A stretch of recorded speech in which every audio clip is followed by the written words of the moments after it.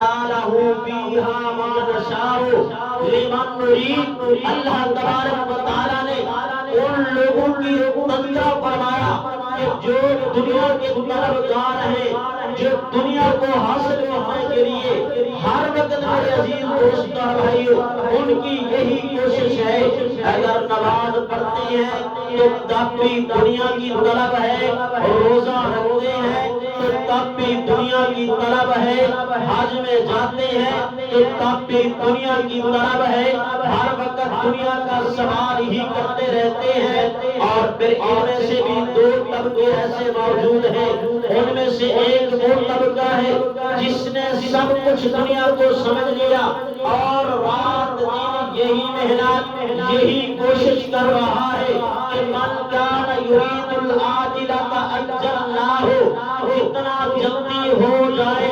دنیا کا مال و متاع مجھے مل جائے، جتنا جلدی ہو جائے دنیا کی سلطنت دنیا کا مال مجھے مل جائے، اور مال کو حاصل کرنے کے لیے نہ جائز کی پرواہ ہے، نہ ناجائز کی پرواہ ہے، نہ حرام کا پتہ ہے نہ حلال کا پتہ ہے، اور اس کے دل کے اندر صرف یہ بات ہے مال جمع ہو جائے، مال اکٹھا ہو جائے، دنیا کی سلطنت میرے پاس آ جائے۔ ایک تو وہ لوگ ہیں، ایک تو وہ جماعت ہے، لیکن میرے عزیز دوست اور بھائیو دوسری جماعت کا وہ تذکرہ فرمایا، اگرچہ وہ نماز بھی پڑھتے ہیں، اگرچہ وہ حج بھی کرتے ہیں، لیکن پھر بھی ان لوگوں کے دلوں کے اندر یہ بات موجود ہے کہ مجھے مال مل جائے، مال و دولت حاصل ہو جائے، بیت اللہ کا طواف کر رہے ہیں، دل کے اندر یہی خیال ہے کہ یا اللہ مجھے مال عطا کر دے، ملتزم سے چپٹے ہوئے ہیں تو یہی ان کے دل کے اندر خیال ہے مال و متاع مل جائے، حجر اسود کے اوپر ہے تب بھی ان کی یہی نظریہ ہے مال و دولت مل جائے۔ لیکن حضرات محترم اللہ فرماتے ہیں کہ جو یہ مال کو حاصل کرنے کے لیے جلدی کر رہے ہیں، من کان یرید العاجلۃ عجلنا لہ، یہ جلد سے جلد ہمیں مال مل جائے، مال و متاع کے مالک ہو جائے۔ اللہ فرماتے ہیں ان کا نظریہ مال ہے، ان کا عقیدہ مال ہے، سب کچھ ان کے دل کے اندر مال کی محبت موجود ہے، تو ہم ان لوگوں کو دنیا کے اندر مال دے دیتے ہیں، لیکن ہر ایک کو نہیں ملے گا، بلکہ فرمایا اللہ تبارک و تعالیٰ نے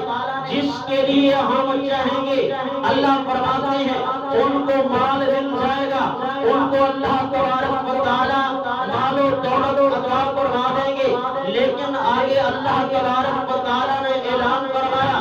کہ ما نشاء لمن نريد ثم جعلنا له جہنم، ان کی نیت یہی تھی، ان کا ارادہ یہی تھا کہ ہمیں مال مل جائے، لیکن جس کے لیے ہم چاہتے ہیں اس کو مال کی فراوانی عطا کر دیتے ہیں۔ لیکن فرمایا یہ مال جو انہوں نے حاصل کیا ان کو دنیا اور آخرت کے اندر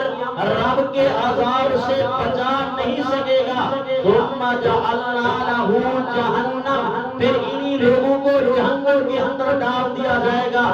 جن کے دل کے اندر سب کچھ مال ہے،